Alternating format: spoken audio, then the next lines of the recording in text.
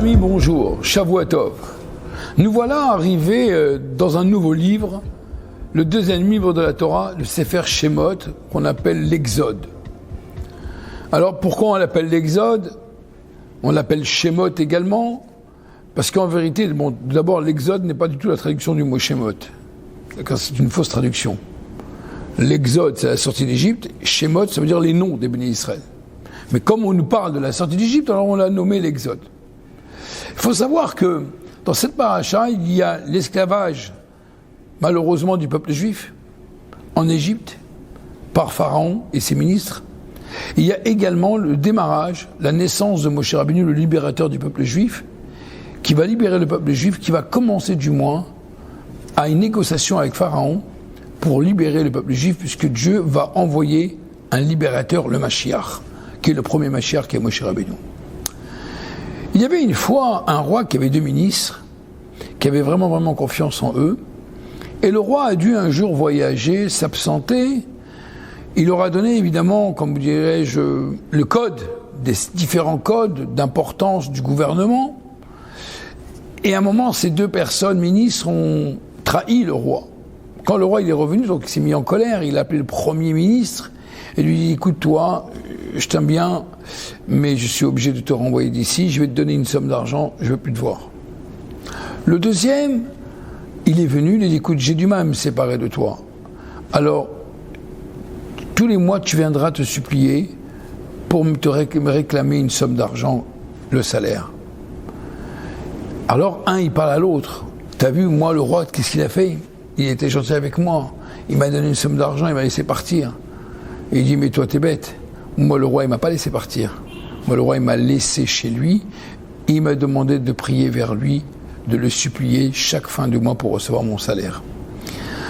Dans la paracha de cette semaine, nous voyons un sujet qui est souvent répété. L'histoire du fameux Nil d'Égypte. À un moment, Pharaon, il donna un décret contre le peuple juif. Et il a dit que tous les garçons, on va devoir les jeter, tous les nouveaux-nés garçons, on va devoir les jeter dans le Nil. Et tous les filles, vous les ferez vivre. On voit une fois le Nil. On voit encore une fois le Nil. Moshe Rabbeinu, après qu'il est né, sa mère est forcée, contrainte de le mettre au bord du Nil. Il rentre ensuite dans le Nil. On voit également que Pharaon, il rencontre Moshe Rabbeinu au bord du Nil. On voit également que la première plaie que Dieu a envoyée en Égypte, sur le Nil. La première plaie, le sang. Alors, qu'est-ce qu'il y a de spécial, ce Nil? Eh bien, les amis, le Nil, on appelle ça les Korot Atumot. Les forces du mal, c'est le Nil. Pourquoi? Car les Égyptiens, eux, ne croyaient rien. Ils ne croyaient pas en Dieu. Ils croyaient que à l'idolâtrie, ils croyaient que à la nature. C'est le Nil qui nous nourrit. C'est le Nil qui fait pousser tout l'Égypte, certes, mais c'est le Nil et rien que le Nil. Et il n'y a rien d'autre. Donc, en d'autres termes, c'est la nature. Évidemment, tout agriculteur, quand il va arroser son jardin, il peut aller dormir et dire, c'est pas grave, demain ça va pousser.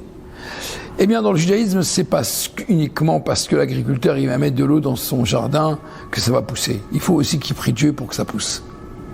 Et pour que ça pousse, et pour qu'il puisse récolter. Car beaucoup de gens arrosent leur jardin, ça pousse, et après il peut y avoir des orages, des tempêtes, et toute sa récolte n'est plus là.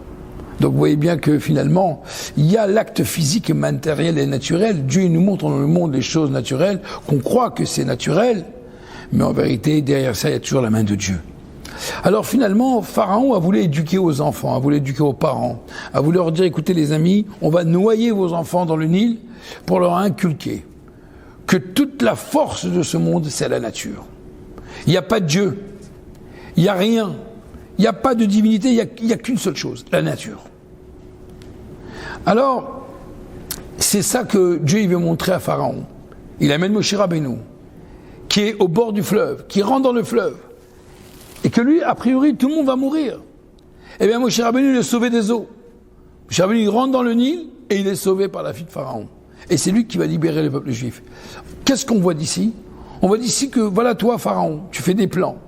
tu crois être le maître de cette nature, de ce monde, eh bien, Dieu t'a montré que finalement, derrière cette nature, il y a une force surnaturelle qui est la divinité d'Akadosh Baruch Hu. Dans le monde dans lequel nous vivons aujourd'hui, chacun y pense qu'il peut faire ce qu'il veut. Et il pense ce qu'il veut. Il n'y a pas de problème, la liberté, c'est ça la liberté. On peut faire ce qu'on veut. Mais il ne faut pas croire que ce qu'on fait, et il ne faut pas croire que le monde dans lequel il est face à nous, c'est la nature, et c'est la nature, et c'est la nature. Derrière ça, il y a un patron. Il y a un balabaït, il y a un maître sur ce monde. C'est le créateur. Et on peut le voir aujourd'hui encore plus flagrant, de manière plus flagrante que d'habitude. Comment on voit des fois des choses que puis soudainement Dieu il peut détruire une ville. Comment Dieu peut détruire une ville, il peut laisser une maison intacte. Mais si on croit à la nature, cette maison aurait dû être détruite. Ah, par hasard, il n'y a pas de hasard. Le vent, le feu, il est passé aussi par là. Mais il a fait le détour. C'est le Créateur qu'on a décidé ainsi. À la sortie d'Égypte, c'est ce que Pharaon a voulu lui-même vouloir inculquer au peuple juif pour les éduquer comme des Égyptiens. Eh bien, c'est le rôle de Moshe Rabbeinu à ce moment-là, notre rôle à nous, c'est que nous devons, nous en tant que juifs, nous devons apprendre que même, c'est vrai, que nous sommes en France, Shabbat n'est pas un jour chômé. Mais Dieu, justement, il me demande à moi de voir si je vais chômer le Shabbat parce que je suis un juif qui doit respecter le Shabbat. Ah, je vais perdre de l'argent. Mais vous savez, vous pouvez peut-être gagner de l'argent le Shabbat, mais vous pouvez en perdre le lundi et le mardi. Par contre, vous pouvez travailler lundi, mardi, mercredi, jeudi, vendredi, et ne pas travailler Shabbat et ne pas perdre de l'argent le Shabbat. Car vous gagnerez peut-être le double lundi et les autres jours de la semaine. Il suffit de mettre Dieu à l'épreuve. Ça s'appelle ne pas croire à la nature. Ne pas croire à ce que la nature, elle veut nous faire croire. Mais croire ce que derrière la nature, il y a avant tout une volonté divine. Dieu nous a mis dans un monde qu'on fait croire que c'est la nature. Tous les jours, le jour se lève. Demain, si Dieu veut, le jour va se lever. Vous allez me dire, c'est naturel. Eh bien non, pas du tout. Tous les jours, je remercie le Créateur.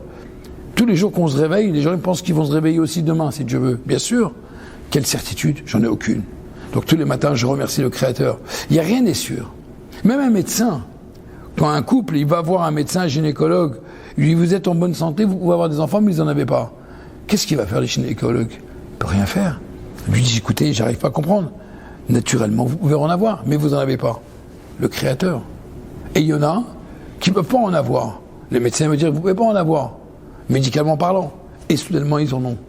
Donc vous voyez bien ici, quelque chose qu'on voit ici, qu'il n'y a pas oublié la base. Il y a un patron dans ce monde. Il y a un balabaït, il y a un maître dans ce monde. C'est ce qu'en vérité, Dieu a voulu montrer à Pharaon à travers le Nil, qui était l'idolâtrie de l'Égypte par excellence. Et c'est pour cela que toutes les rencontres, la première plaie c'était au Nil, Moshe Rabbeinu dans le Nil, les enfants jetés dans le Nil, tout est dans le Nil. Pour bien montrer à Pharaon, toi tu veux croire à la nature, c'est ça, tu crois que ton Dieu, et je vais te montrer qui est derrière la nature.